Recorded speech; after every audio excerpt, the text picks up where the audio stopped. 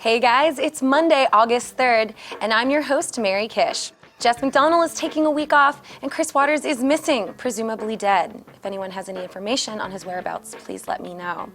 For the rest of this week, I will be your host. Let's do it. First up, we have what we call a news sandwich, where I say something good, and then something bad, and then end on something good so it doesn't suck so bad. All right, let's do it. The Phantom Pain on PC is coming out sooner than expected. Multiplayer won't be available at launch. And pre-orders come with Ground Zeroes. The game's release date has been moved up from September 15th to September 1st to match the console release date.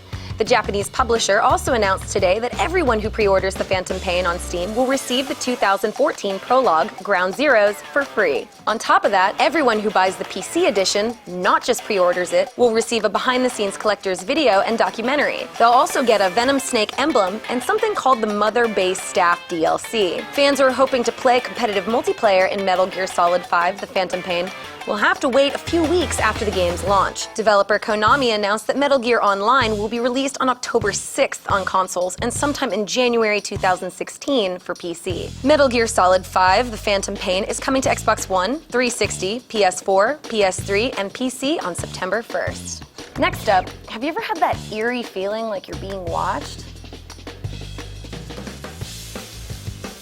Well, if you work at Konami, that's just a normal day, because a new report is showing that the employees are being monitored with surveillance cameras.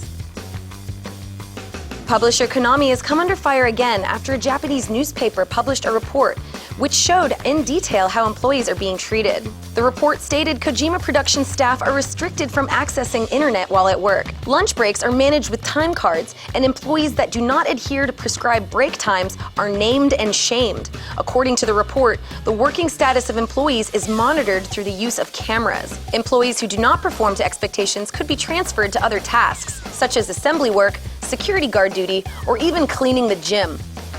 Need for Speed is fast, but the series producer has been saying it might be even too fast, possibly even too furious. Between 2002 and 2013, at least one Need for Speed game came out every year. In 2011, publisher EA actually launched 2 Need for Speed games, Shift 2 Unleashed and The Run. But the publisher and developer Ghost Games took the last year off, and now they're working on a reboot of the series. In a new interview, executive producer Marcus Nilsson explained this move by stating there was simply too many Need for Speed games released too quickly. Nilsson states, "Was it confusing to have Need for Speed The Run after Shift 2?